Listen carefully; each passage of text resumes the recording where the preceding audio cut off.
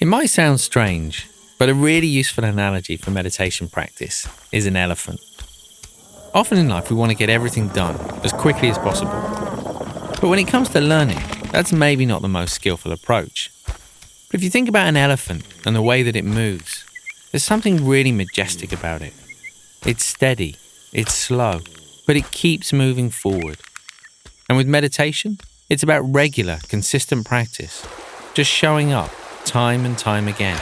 Just like our elephant, it might be walking along a very flat surface, might be walking up a hill or down a hill.